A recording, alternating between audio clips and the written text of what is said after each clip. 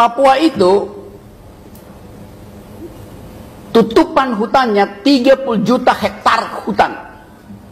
80% adalah hutan tropis. Saya hafal karena saya orang hutan. Di 37 juta hektar hutan di Papua, 20 jenis pohon.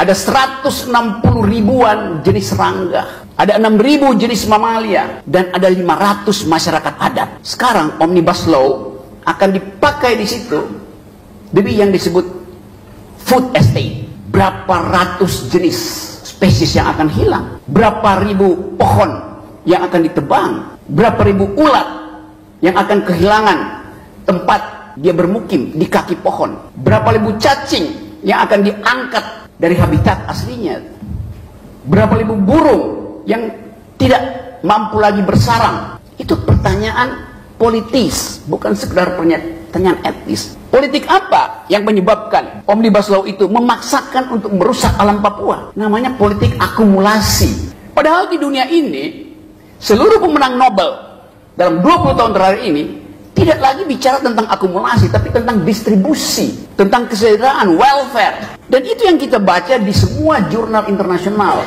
Tadi saya baru baca tulisan di Foreign Affairs. Saya beli di airport, selama penerbangan saya baca satu upaya untuk mengembalikan ingatan bahwa ilmu yang disebut public policy sebetulnya diawali dengan keinginan untuk menginjeksi anggaran agar supaya ada growth. Jadi pertumbuhan itu fungsi dari anggaran. Kalau kita nggak punya anggaran, kita nggak bisa bertumbuh secara ekonomi itu. Itu dalil kuno yang sebetulnya dipakai oleh para ekonom pada waktu itu untuk membackup kepentingan dari yang sekarang kita sebut sebagai oligarki, yang dulu di dalam pertarungan gagasan antara Cambridge School dan Chicago School menimbulkan diskusi yang dahsyat tentang fungsi pemerintah. Apakah fungsi pemerintah itu adalah injeksikan anggaran supaya terjadi distribusi, atau jangan lakukan sesuatu terhadap pasar supaya pasar itu tumbuh dengan sendirinya? Yang biasa kita kenal debat antara liberal dan libertarian, antara John Maynard Keynes, Keynesian Economics, dengan orang semacam Austrian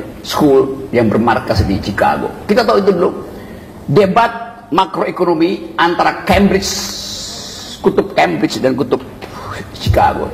Sekarang dua-duanya lenyap karena tadi problem environment. Gak ada gunanya berdebat kalau setiap kali habis berdebat ada pohon yang dipangkas untuk kepentingan infrastruktur. Saya mau mengingatkan ini karena seluruh dunia sedang menyoroti soal ini, bahwa pemimpin ke depan kita minta supaya bisa melindungi warga negara dan warga hutan. Kita nggak bisa tunggu misalnya pemerintah keluarin statement bahwa oke, kita menunda carbon trading atau zero emission itu sampai 2060. Nggak bisa. Walaupun itu negosiasi politik. Dan sekarang negosiasinya gagal karena ada perang di Ukraina. Maka semua negara menghentikan investasi di bidang green economy. Karena semuanya siap-siap untuk perang. Jadi bagian ini yang hendak kita soroti, supaya kalau kita kampanye nanti, siapapun yang mau jadi presiden, do they speak environmental ethics? Do they speak green economy? Kita nggak lihat ada perdebatan intelektual di antara capres-capres itu. Yang kita lihat adalah main TikTok.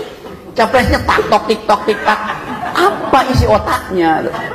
Adalah hak atas udara yang bersih, hak atas rumput yang hijau, hak atas air yang jernih, hak atas wangi mawar, hak atas cicit burung.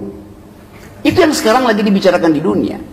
Setiap pemimpin dunia kalau nggak mengerti environmental ethics, dia akan dianggap sebagai buta huruf terhadap peradaban.